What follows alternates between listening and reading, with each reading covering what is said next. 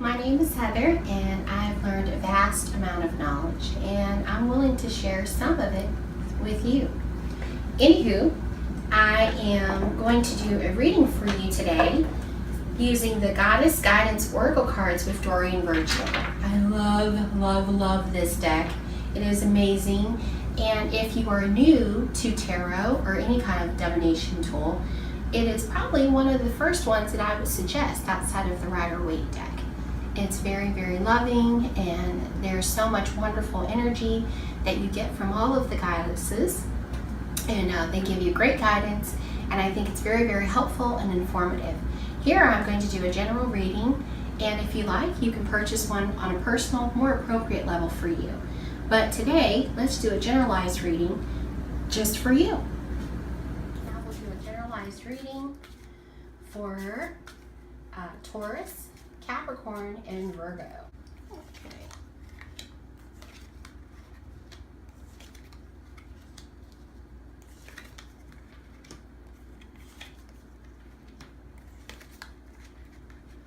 Oh, this is nice. Which they always are, okay? So what's wonderful about this deck is she gives you a little book. There's a little brochure inside of it that gives you understanding as to how you need to go with that. All right, now we'll continue this generalized reading with the signs of the earth signs, which are Capricorn, Virgo, and Taurus. So first we're starting out the month with abundance, okay? With that one, the universe is pouring its abundance out to you. Be open to receiving. Don't think negative. If you think negative on yourself, that's what you think of yourself. Think positive thoughts. Cast those good things out. Cast a wide net. Abundance is all around you. This is what's guarding you or guiding you, at least for the next few weeks. And then also have and embrace unconditional love. Love yourself and others, no matter what the outward appearances may be. A lot of times when you're kind of, the person who is materialistic or someone who, pays attention to labels and how much money a person might have, you sometimes miss the person that has substance, or you end up judging them wrongly or unfairly. You don't need to, and you don't need to be judged that way either. Outward appearances don't always mean that the grass is greener on the other side. Undying love. Have that for yourself and others. The love that you shared with others is eternal. Even when people and situations change and relationships evolve and move on, any love that you've shared, it's eternal. Have faith. You are going to be loved forever. Don't think negative. And if you're in a love triangle, don't worry. That goodness that you have within yourself, you can still be respectful of yourself. I know most people are like, how can you be respectful if you're in a love triangle? You can.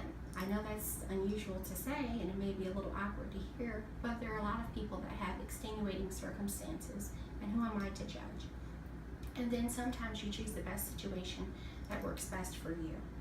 And then also make certain to have peace. Take self-visits today.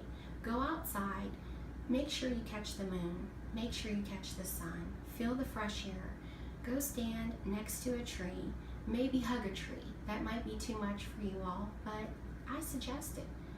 Go ahead and picture yourself outside, and if there's a black energy or something of that nature, picture it leaving the soles of your feet, and then embrace yourself and think of happy and kind thoughts. I suggest thinking of children, or maybe holding a baby, feeding a plant, talking with a plant, asking a tree to take away the negative energy that's in your body and in your mind.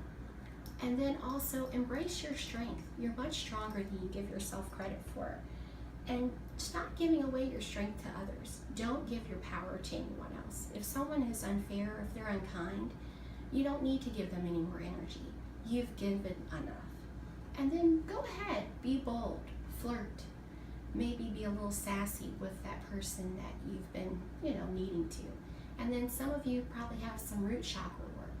You probably need some releases. Some of you work so tirelessly that you're not giving your other aspects some stimulation.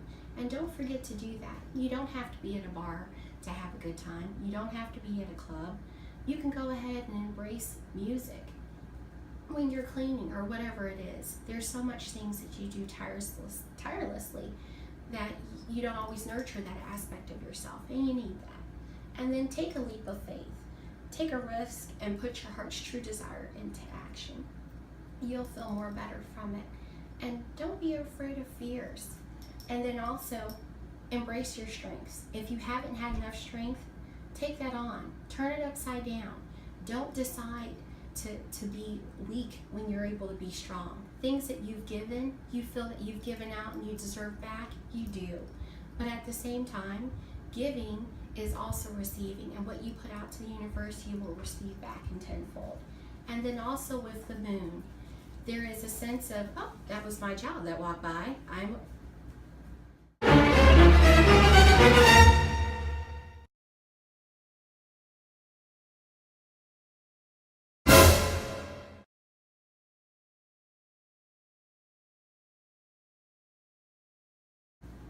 I'm a real mother.